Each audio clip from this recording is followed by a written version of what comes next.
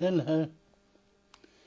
Yes, it's the 9th of July, and we're in chapter 18 to 21 of Numbers.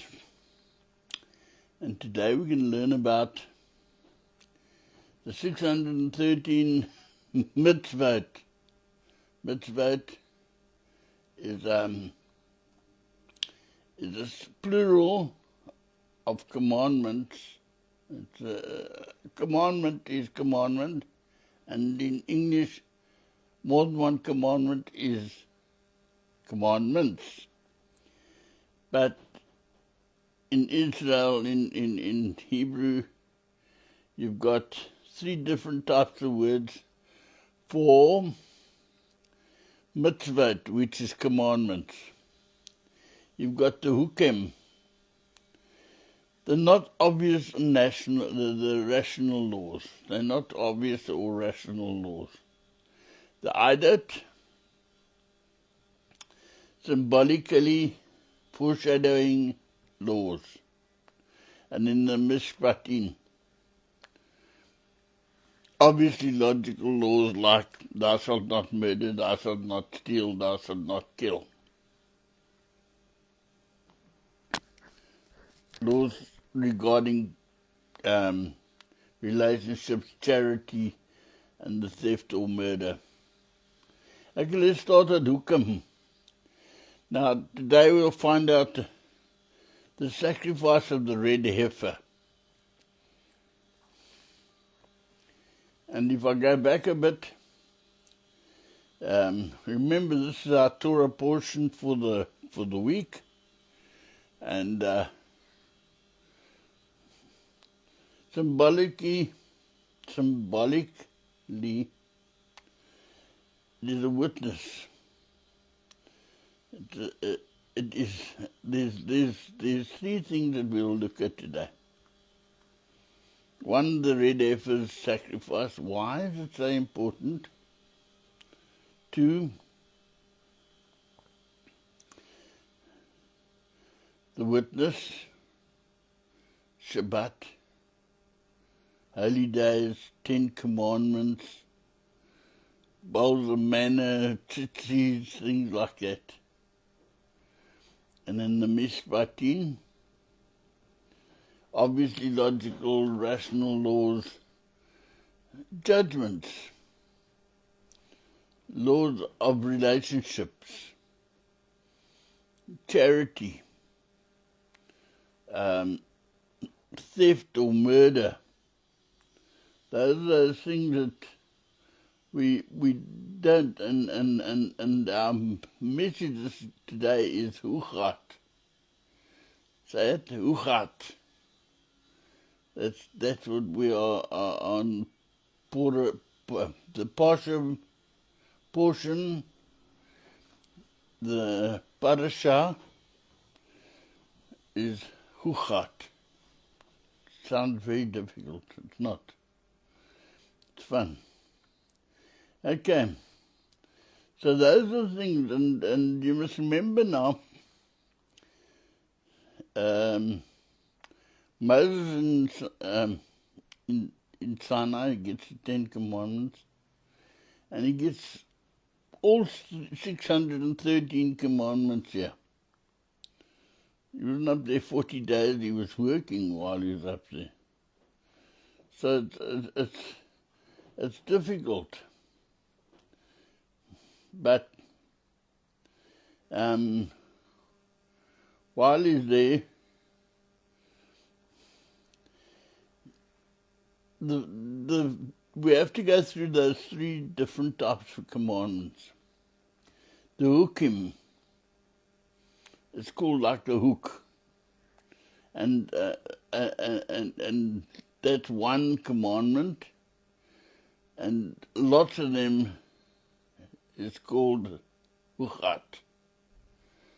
So that's the plural of hook. Okay. Not obvious or rational laws.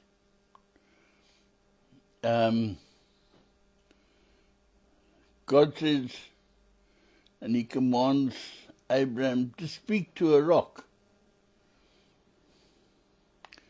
To speak to a rock? Why would you want to speak to a rock? To get water. Look at the serpent that we mount on a stick, and that serpent will stop you from getting ill. It'll save your life. You will not get bitten by the serpent.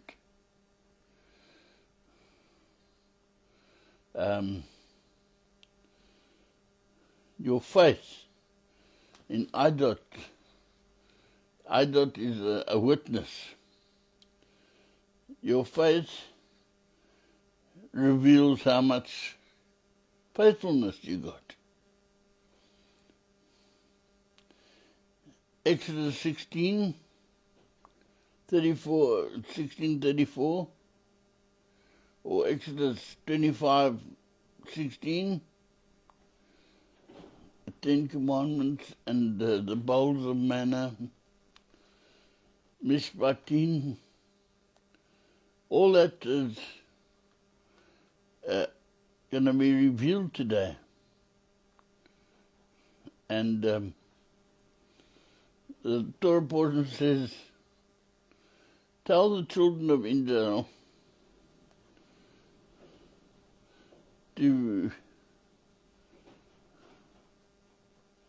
tell them of my commandments, my statutes, and my laws, the Torah.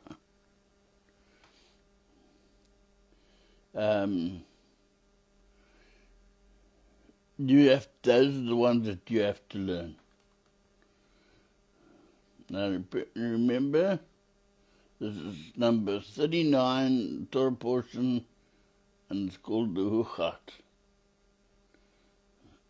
And as we go through it, we'll learn much of the laws of human understanding from God. Okay.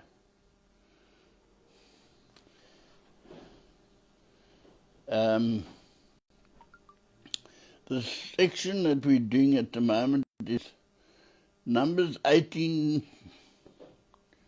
verse 1 to Numbers 21, verse 35. The plain meaning, that's called the Pashad. The plain meaning is that the red heifer has a special way of being slaughtered. There's living waters that come from a rock. There's serpents on a pole. These things were used in the desert. It's glimpses of the Messiah under Remez, just beyond the literal. The application for today. And the anomalies is some letters as I wrote them in the Bible, or in parchment, are bigger than other letters in the parchment. There's a reason for that. And we seek deeper meaning out of that. For comparisons, the Gematria and the Torah code, that will come into it. And the Dead Sea Scrolls, have they got anything else on the Dead Sea Scrolls or the half Torah that actually gets used in this lot? So you see, there's 1,000 things that get used to make up this Torah portion.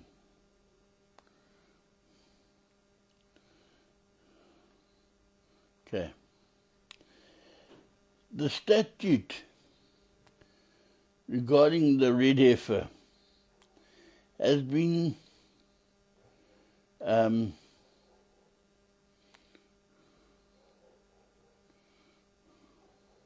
has been regarded as one of the most mysterious commandments ever.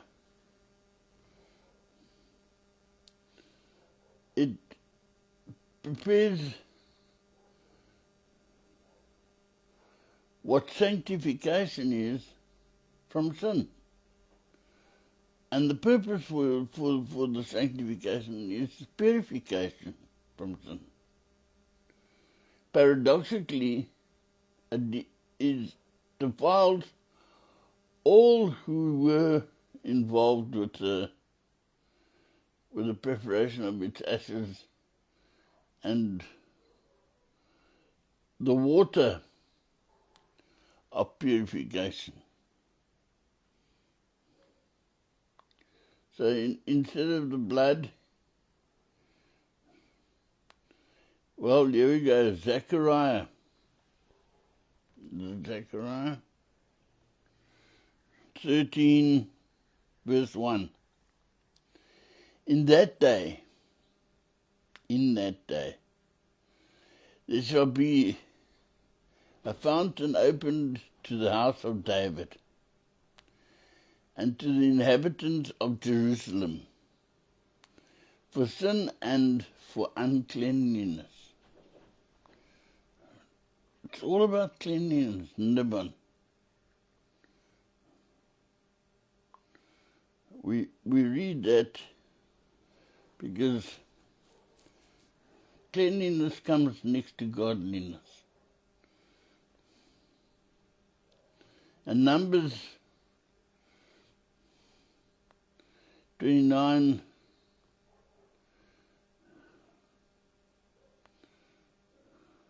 and when the congregation saw that Aaron was dead, they mourned for Aaron. 30 days they mourned for Aaron. Who was leading the pack at that stage? There was Miriam, there was Aaron, and there was Moses. They were 3 children from the same family. They were all siblings. Aaron was 3 years older than Moses, and Miriam was 6 years older. And we remember Miriam right in the beginning when Moses was born. And my sister and I were saying, I was saying Pharaoh, I was saying Herod. It's Pharaoh. She will understand what I'm talking about now. It was a Pharaoh in the Old Testament. It's Herod in the New Testament. Well, any Pharaoh was the runner of Egypt, the president of Egypt, or prime minister, or chief in Egypt, or king. And he made a decree that all the Jewish families, babies, the males must be killed. Now you must remember that males carry the name of the tribe, of who's who you're from. Another thing is a male determines the Jewish person's in Afrikaans it would be stam, root.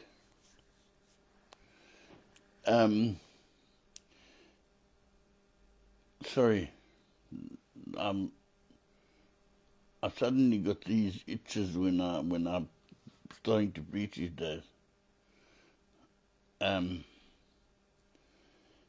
Anyway, we were talking about the root of the surnames, and the surnames would be okay. If we were talking about David Bar,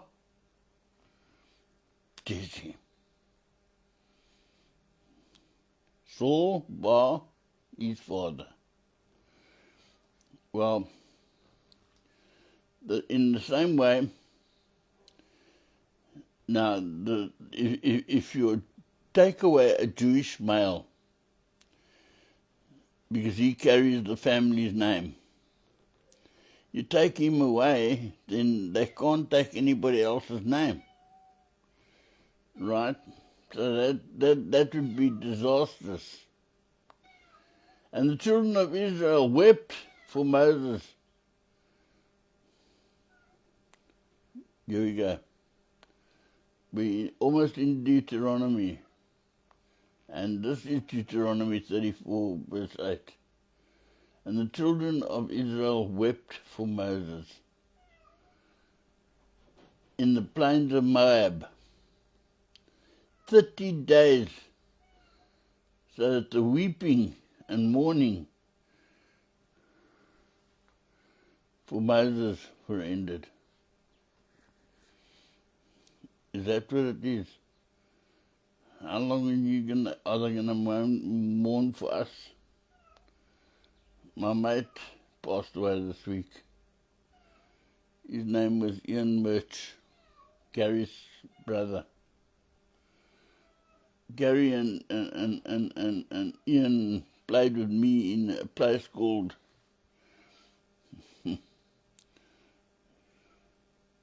Secunda, just below Secunda. Sassel, yeah, Secunda. And we played there for a guy trying to revive a business, and we had a great evening. And lots of times on the road we meet our friends like that. So it's amazing. I want to say that this, if you okay, where you last week or the week before, we had Henry Crabb from Abbott Crabb, who used to also come and watch me and play with me. Now, Henry is playing at Naturina, I think, this week. Go look at the old cars there, the old classic cars, and you'll see Henry there. Tell him I say hi. The Rock. We have to talk about The Rock. That, the first time Moses came up to the rock, a rock, God said to him, strike the rock and the water will come out of it. And he struck the rock, the water came out of it. Now Miriam had passed on, and people needed water again, so he went up to the rock, and God said to him, speak to the rock.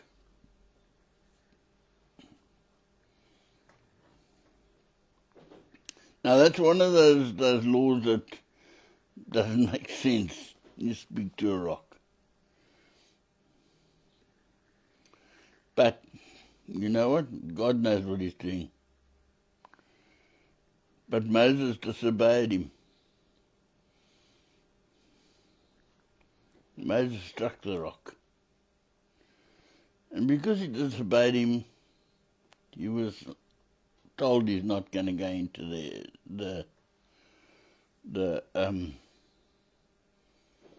into the promised land. Now, very much earlier, we read there were kids playing. Right in the beginning, 2 years into the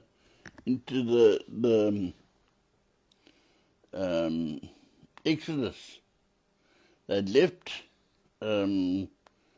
Egypt, and they were on their way to the Promised Land, and they stopped. I think it was Elam or one of those places, one of the oasis,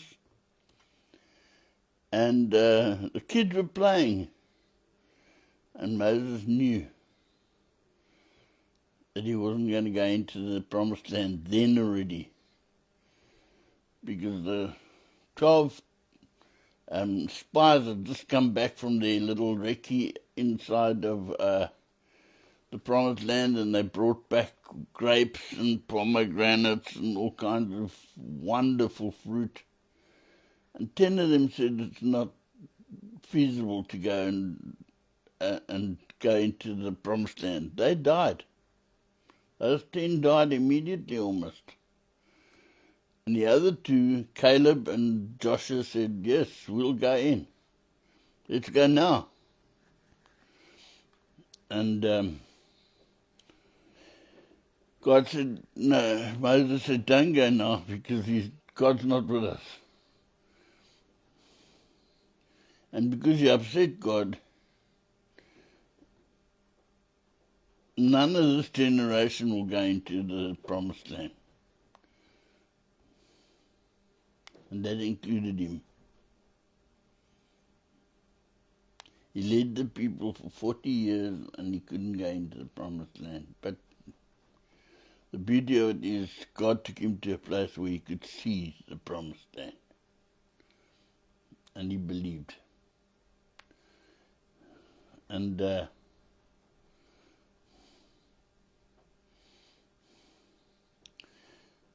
that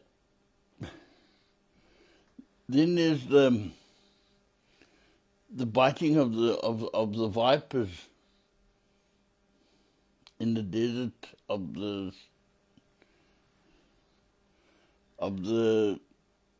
many Israelis that died there. And they put a serpent on the pole, and if you looked at the serpent, you were given life. But what does the serpent on the pole really mean? It's a foreshadow of what Jesus is. When you look at Jesus on the cross, he's our life giver, our healer, and our purifier. So,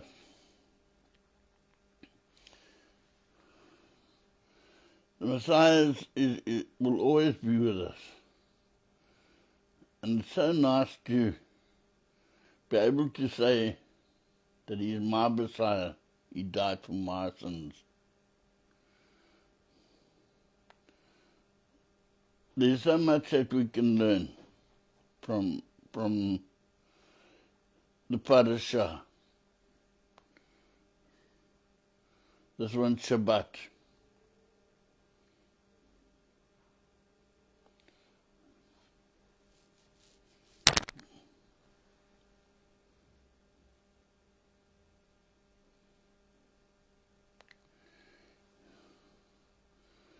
I'm looking at a portrait of Jesus on the cross, and I'm thinking to myself,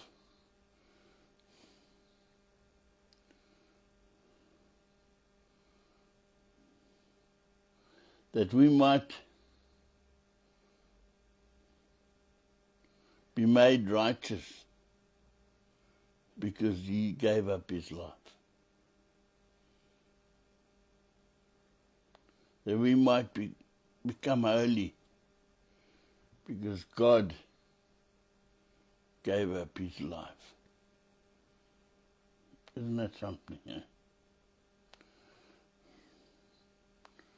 I must still work out how we're going to get these images on our screen. And if I have to still use other ways of putting it all together.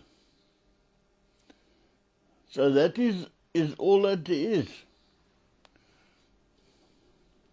That is the 3 chapters that we studied today, 18, 19, 20 and 21.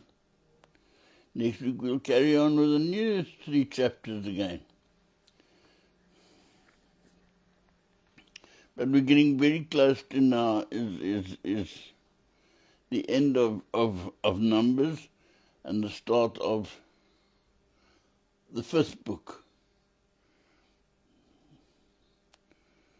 And the fifth book is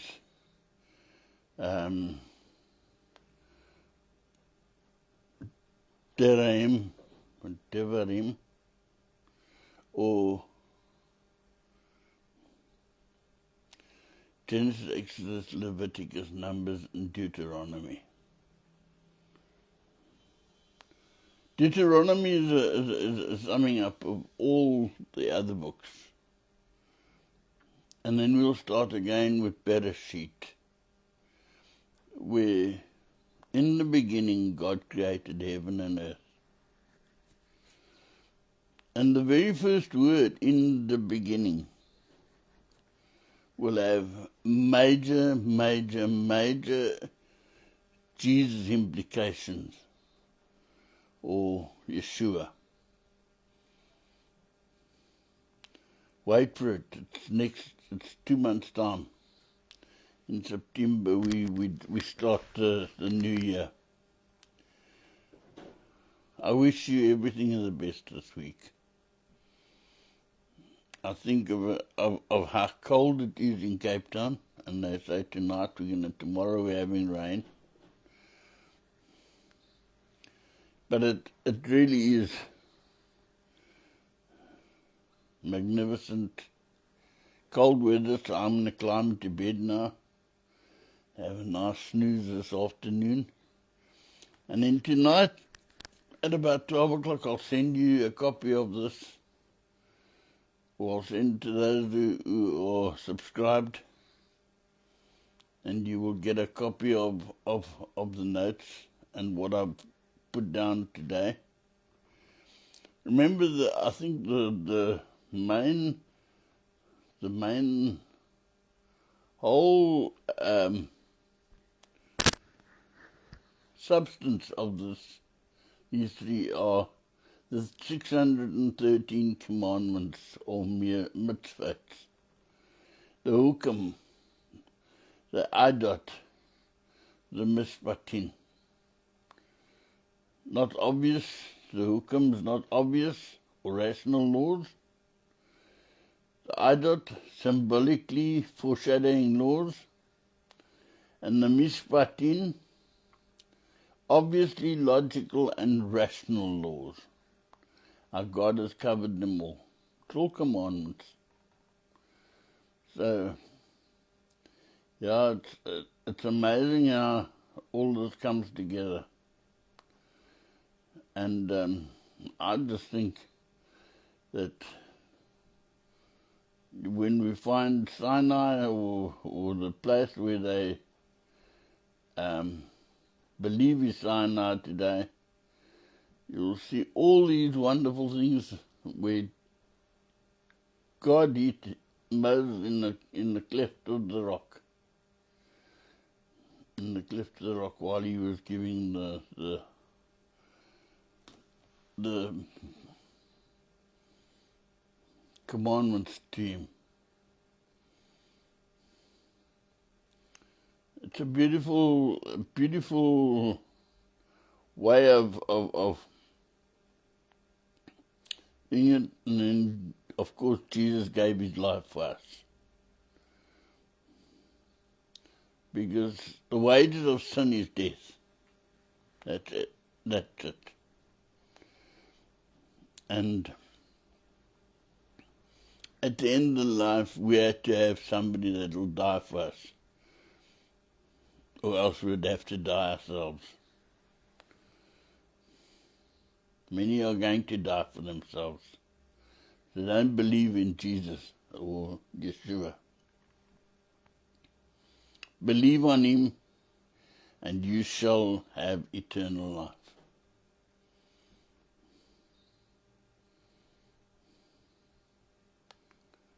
I want to stay with Jesus. Next week, we carry on with our Torah studies.